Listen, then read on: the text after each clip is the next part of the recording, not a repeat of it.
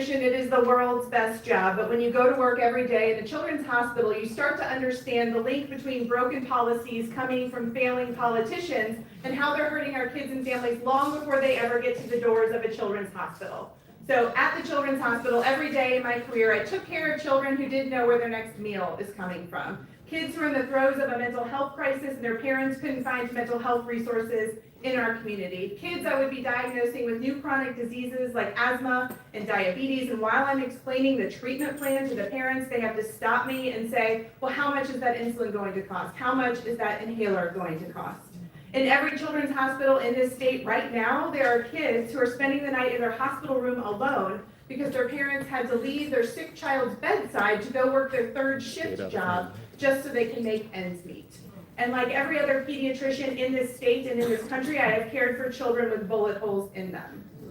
So as a pragmatic problem solver, once I understood the link between broken policies and the problems my patients and their families were facing, I looked to Columbia and I looked to Washington, D.C. for leaders who were fighting for our kids and families. And it won't surprise those of you in this room to hear that I didn't find too many people who fit that description.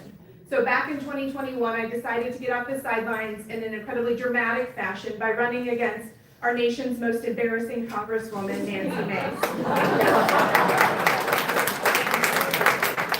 And even though I lost that race, what I want you to understand is that I didn't go away. I've been here in South Carolina fighting for our kids and families every day since. And about 11 months ago, I made the decision to go after Lindsey Graham's job.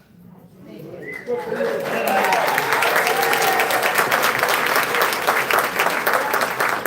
the reason I didn't go away is because all the problems that got me off the sidelines in 2021 have grown more and more urgent by the day. This has never been about me being a congresswoman or me being a senator. This is about me using politics to solve the problems that my kids and their families were facing. So the reason I decided to go after Lindsey Graham's job is because to me, he really epitomizes the downfall of today's Republican Party.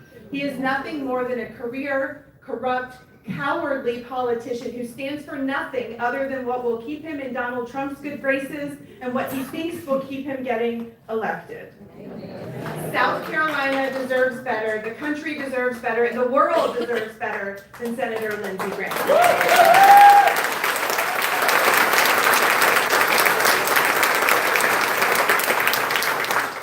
We've had 23 years with the U.S. Senate with 1 Lindsey Graham and 0 pediatricians, and starting in January 2027, we're going to have a Senate with 0 Lindsey Grahams and 1 pediatrician.